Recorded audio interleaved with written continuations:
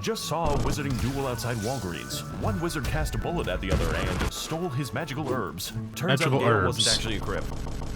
Or maybe now he is. All right, we haven't watched Max0r in a while. This is Max0r's Baldur's Gate 3 review. I cast a bullet. This video is going to spoil the entire game. Baldur's Gate 3 is possibly the funniest game ever made. And I was thinking about playing this with Ozma, Toby, and one other friend that once they debut, we could do like a campaign. I'm sure it'll be fine. And I do not think it actually intends to be. Because it's actually trying to be really gay. Taking what? I mean, yeah. World where 4 adult friends are able to play on the same day. This game faithfully and hilariously recreates the D&D experience, all the way down to watching your friends paint the entire ground of their camp with your combustible blood. Which, wait, what? Can act as the fuse for a bomb. And wait, what? Is just the beginning of the absolute insanity that this game has to offer. Because in the world of Baldur's Gate, anything is possible, and everything is determined via dice roll. And yes, that does determine whether or not you're going to be transformed into cats 4 turns before the building explodes. I think this is the best game ever made, and I'm not even exaggerating. But before beginning our amazing adventures, we have to choose our characters very carefully. Yeah, you gotta make it. Astarion, the Dark Urge, Squid Game Huggy Wuggy, all the customization you can think of for my human male fighter. But today, we're going to be playing as Ongyat Rizking. Ongyat Rizking. Sorcerer with absolutely unnatural charisma. Charisma so powerful that I convinced a boss to kill his minions. To kill his dog, to kill himself. Then convinced him to join me against the forces of Satan 30 hours after I sent him to hell. Coincidentally, Ongyat Rizking is not a smart man. My playthrough was classified as that makes sense. morally ambiguous because I usually did the right thing very badly. You're probably wondering right about now, Max0r, why are you speaking to a sentient rat in hell? Why not? That is a good question with a very bad answer.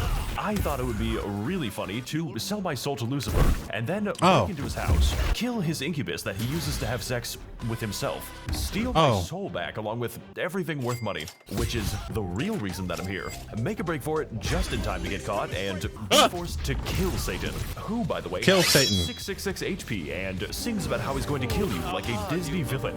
Was this the ethical course of action? What? Maybe, but in retrospect, I did not think I would get caught. So, on top of his immaculate riz and dubious ethical success, he's a wizard, right? The detail of Ongyat Rizking is that he is a wild magic sorcerer. Oh, never mind. A class to choose. Imagine for a moment that you and your 20 allies are trying to push past a narrow corridor when me and the fellas cast a swarm of bees, black tentacles, and a goopy fart cloud, which kills your entire team before you are able to see anything. I call this strategy the up hentai. Now, if that was to hypothetically happen, you would theoretically accuse me of a lot of bullshit. To which I would respond with, yes, officer, I did just disintegrate that child. And what's more, I have committed crimes you can't even charge me for. Say hello to the spell Feign Death. What? By placing your Feign allies Death into a coma. This, I would argue, is not a very useful spell. But if I were to say, give all my money away to a lucky merchant, and then Feign Death him, initiate nap time, and then take the money in a conspicuous dark blob, I'll be able to steal my money back plus interest. And what's more, I get a fucking discount next time I show up. Wait, what? Requiring just how? A little too much thought. Are you perhaps getting tired of taking any damage? Then, my friend, look no further than the Globe of Invulnerability, which does exactly what you think it does a little too well. The only caveat being that the invulnerability happens to work on enemies, and they tend to see invulnerability as an advantage. Meaning literally every fight that I use it in devolves into the funny friendship circle. Yeah. So, for instance, that you are an enemy whose entire purpose is to explode yourself. If you happen to wander into the Orb of Comedy, you would be forced to unsuccessfully activate your bomb vest 20 times in a row, hoping and praying for a death that I cannot provide you. Honestly, if you're creative enough, you don't even have to play most combat encounters. I once fought a boss that began every fight by instantly killing me. Now, most normal people in this situation would reload the game, try some other quests, literally anything that uses your brain. But I am not normal people. Obviously. I'm autistic. How else do you think this video gets made? The neurotypicals couldn't do this shit. So instead, we are going to cleverly sneak up on him with my entire party, then cast fear on him, forcing the men to flee while me and the fellows beat him to death with hammers. Another time, I was stuck in a difficult combat encounter with a invincible doom spider. What the hell? At this point, I transformed him into a more reasonable animal and forgot about him for the rest of the fight. Of Oh my course, God. magic doesn't always have to be used for combat or stealing. Sometimes it can be used for productive things, like remote detonation. Yeah. Imagine for a moment that you were tasked with solving a murder because the elephant police are being What the non-elephants, mind you, just immigrants. Why is a reactionary ranch soda? You would be able to quickly resolve this situation by What does that performing mean? necromancy and asking the murder victim who killed them. Alternatively, if I wanted to say Like kill Goblin everyone in Camp. the Goblin Camp without conventional methods, I could simply cast Speak with Animals and gently convince the local spiders to begin. This game, I hate those spiders. I wish I didn't pause here. Okay. Whenever I play D&D with my friends, you could do literally anything. I didn't think that you could literally do anything in this game. I thought there were some restrictions, right? Because it's a video game. It's coded, right? Apparently not. Oh, I'm 100% playing this Baldur because I'm gonna play it with 3 others, one of which has never played Dungeons and Dragons before. So I think it'll be fun. An interactive race war.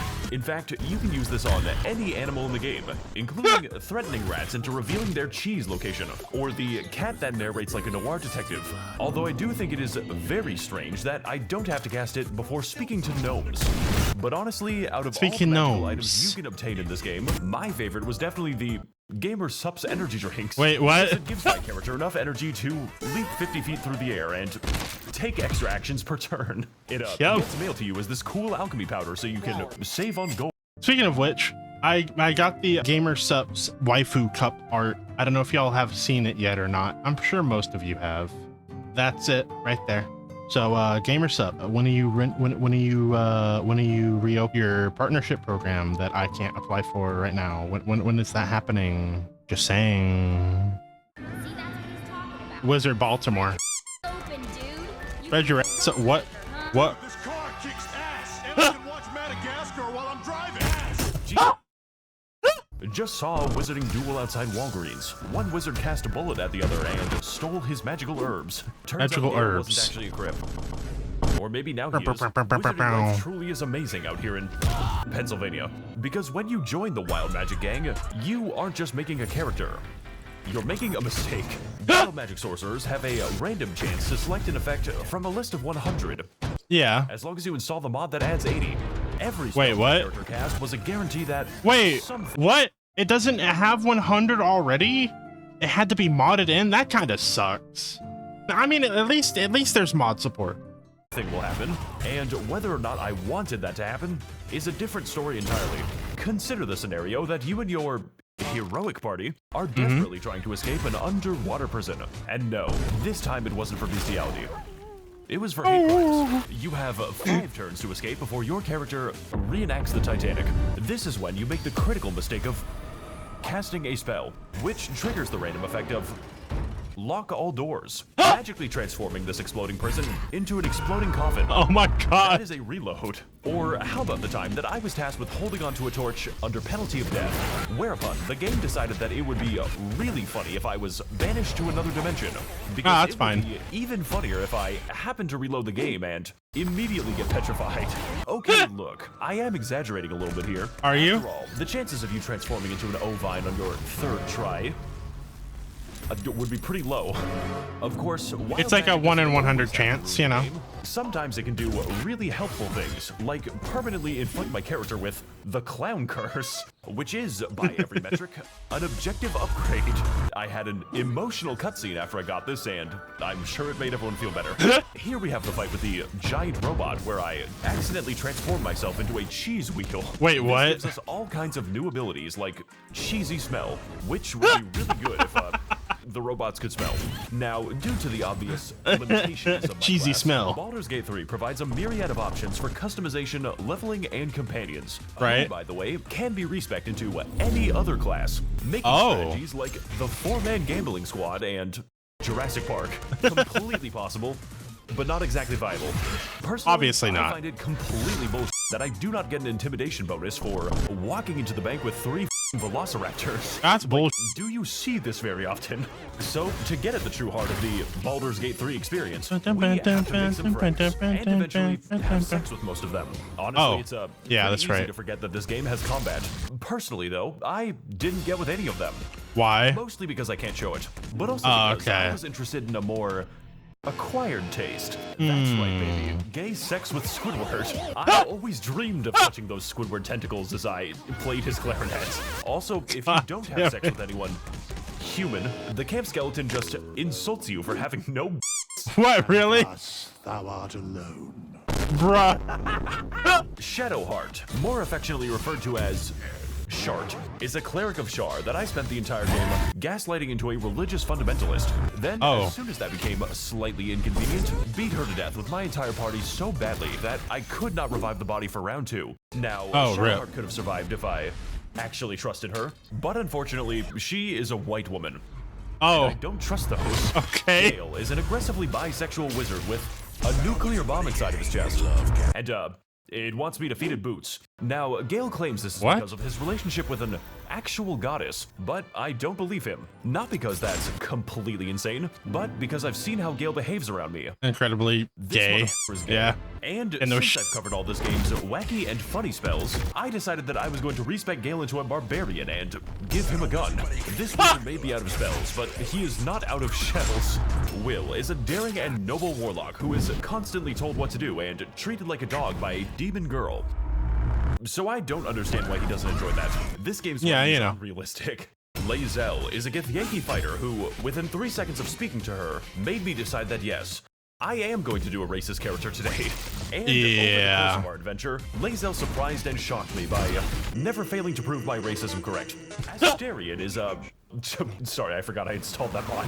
Asterion is a devilishly handsome rogue that specializes in giving enemies the devious backshots. This is mostly because Asterion happens to be a literal vampire, which becomes relevant when I sacrifice 7,000 children to him to create the ultimate life form. Wait, what? I promise the scene isn't gay. Unfortunately, this did basically nothing, as Asterion proceeded to walk down the hall and get his beat to death with hammers. Wait, really? Out of all the abilities our sacrifice could have given us, Asterion had graciously received the power to continue being useless. Though, to be fair to Asterion, no ultimate vampire twink is going to kill 5 full-blood Texans on their 5th Modelo.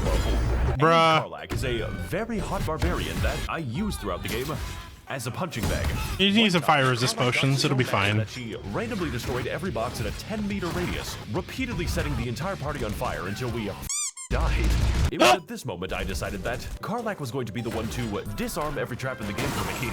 Make sure to grab the treasures, Karlach. With our powers combined, we are the world's polycule. Yeah? We're having so much fun without Shadowheart. So much fun. As the world's polycule, it naturally falls to us to combat the forces of Big Straight and stop the Squidward ethno-state.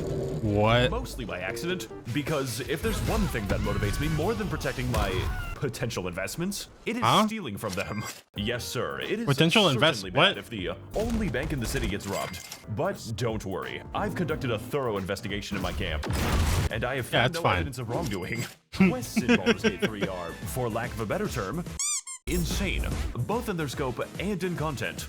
Mostly the content. Yeah, slightly. Contingencies for failure, partial success, or the classic unrestricted Japanese war crimes. Truly, the sky is the limit in Baldur's Gate, and the only thing preventing you from achieving your dreams are the consequences of your actions. If, for instance, you were to ride the calamari carousel, a future character will roast you for your crimes against God in front of your friends. Your choices matter in Baldur's Gate 3. Yeah, it's like 2 I references. decided to visit the circus so I could piss off the local genie so badly that he sends me to Jurassic Park. Wait, but what? That's not important right now. Exploring the non-insane. There's a genie in the game? We find ourselves enraptured by the performance of Dribbles the Clown. The only problem being that while investigating a series of murders by shapeshifters, I had already met Dribbles the Clown, and I was carrying his severed torso. In my inventory. Wait. Safekeeping.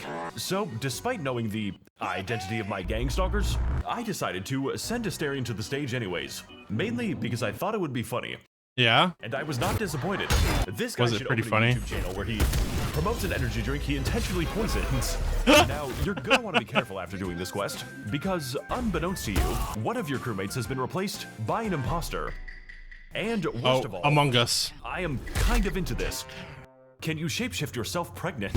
So, whether you know it or not, you are going to be playing Among Us for the next 10 hours.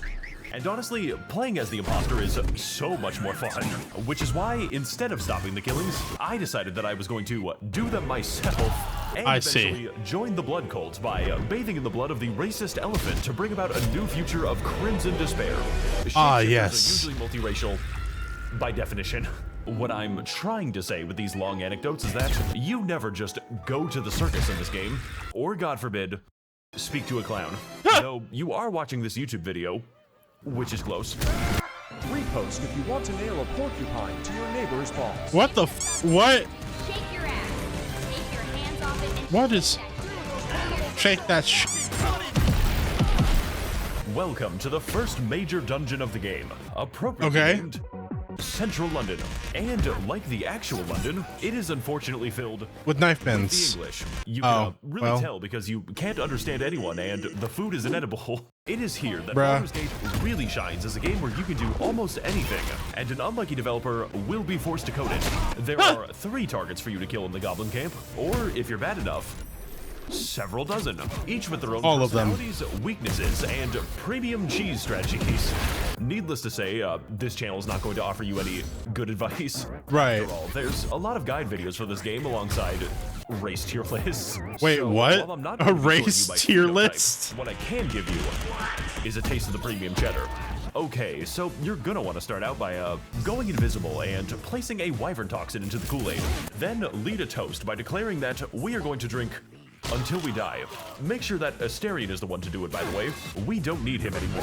Heading inside, we take care of our first target by following her to a secluded location, summoning a cloud of daggers, and then initiating verbal exchange, locking her into our conversation while she is slowly stabbed to death. This isn't considered a crime, by the way, because, well, they can just walk out. Yeah. Just don't hit a piece of wood while you're doing that, because then you're not going to be killed for assault. You're going to be killed for destruction of property. Yeah, the destruction of property. Next thing we're going to do is called Minthara Skip, because we are going to be summoning a random spectator to skip to the end of That's a beholder. Because the spectator certainly won't. Finally, we have our third target, Dror Razglin, who is slightly hard to kill the conventional way. So instead of that, we're going to do something I know, really original strategy, Max. Animals are so they make me want Welcome to the Underdark, Without looking. home of the spectator boss fight. Because yes, in addition to having a giant underground area filled with Spectator and Beholder are different, really? Baldur's Gate 3 dares to ask the question of what if people in the Underdark had a different skin color to me? And completely unrelated to that, what if there was a lot of slavery? Because it is this very slavery that we are going to take advantage of. Immediately upon entering the world's basement, you're gonna want to head over to the Mushroom Kingdom, and you're gonna get a letter telling you that the princess is now a permanent guest at one of Bowser's 7 Koopa hotels. Talking to the giant mushroom, you're gonna have to explain to him how reanimating the bodies of dead velociraptors is technically not a war crime, but what I'm going to use them for is definitely a war crime. And after playing a game of Pokemon with the corpses that your enemies reanimated, we steal their boats and progress down the river towards the Iron Fortress of Grimforge. This place sucks. I'm gonna kill myself. Elves in Baldur's Gate are just Grimforge, home to many different kinds of albino drow. Enslaved or enslaving. You really only have 2 options here in the Grimforge. Eavesdropping in on the local Minecraft ancient and powerful explosive, which will purchase my child labor at least 30 minutes of Roblox time. And after gently ascertaining the location from their bodies, we carefully confiscate the nuclear weapon using a refined negotiation tactic where I lied to them. Calm down. Now equipped with the most powerful bomb in the game, we are presented with a choice. We can either use this bomb to help the gnome slaves finally achieve their freedom, or we can use it to kill Dror Razglin. So, going back to the Goblin Camp, we discover through some experimentation that Dror Razglin doesn't actually die to the bomb that I just placed. So, into the hole you go, I guess. And that I is see. how you quickly and efficiently speedrun the Goblin Camp. Make sure to subscribe for more convenient time saves. Convenient. Doing crowd. What Crowd. the fuck? Okay, so the point I'm trying to get across, really badly, is that this game is utterly massive, and it absolutely does not stop you from destroying it. Because in Baldur's Gate 3, every single mistake you can possibly make is going to come up again. And I bet. most of the time, it is in the form of racial conflict. For Well, instance, obviously. do you want to be a good Samaritan and free the Deep Gnomes from their No. unjust imprisonment? Well, congratulations. You just happened to free the Deep Gnome clan's Grand Wizard. I hope you're ready for a race war in Twin Towers. Because if you happen to misplace a certain bomb, then he's going to happen to make Hiroshima look like a joke. Personally, I this see. kind of stuff is the funniest I've ever seen. Not the racism part, although that is still funny. But It's so rather funny. the simple joy of knowing that your save file has probably already been destroyed without you even knowing it. Since beginning the long process of making this video, Yeah, I I've been a bet. multiplayer warlock named Risley Bear, alongside my friends Reese and Nomer Simpson. And after playing for approximately 10 minutes, I can confirm that my first character inadvertently killed almost everyone he spoke to, and about half the time, the reverse was true. A good example of this is the time that I just so happened to wander my character into a literal god, who then offered me a pivotal and important quest, prompting me to raise the reasonable inquiry that if she was a god, surely she would be able to kill anyone she wanted. She responded by vaporizing me. I mean, overall, this is, fair. in every sense of the word, a role-playing game, provided, of course, you want to roleplay as a dumbass murder goblin. Otherwise, Murder hobo. why do you even play video games? True. You blow up in this mother. Better take your sensitive back to LinkedIn. With scores of amazing and deep content that I unintentionally locked myself out of because we accidentally killed a man named Bingus Bongus. Ripped to a real one. Strategic and complicated combat, and an entire world of possibilities and solutions, which will leave you wondering, how the am I allowed to do this? Is this a glitch or intended behavior? Yes. Yes. So, while I didn't get to cover everything since, I'm only human. Yeah. You can trust me when I say that there is something in this game for everybody. 10 out of 10. Would unleash Gnome Hitler again. For me, though, I would like to thank all of my amazing patrons, using and sacrificing their funding for only the finest of video game content. As always, more deranged gacha game videos to come. I will be sure to spend all of your money very responsibly. Oh yeah, this video is about Baldur's Gate 3. Well, that was the thing. Good video. Very good video. I hope you honkers enjoyed this video. If you did, don't forget to smash the like button, sub if you're not already, and comment what your favorite moment from this video was. Anyways, I hope you all have a wonderful day today, and I'll see y'all in this video right over here that YouTube thinks you'll like. Bye-bye. And a place where we don't have to feel this pain. If there is, then why do we hurt so much, and why do I wanna stay?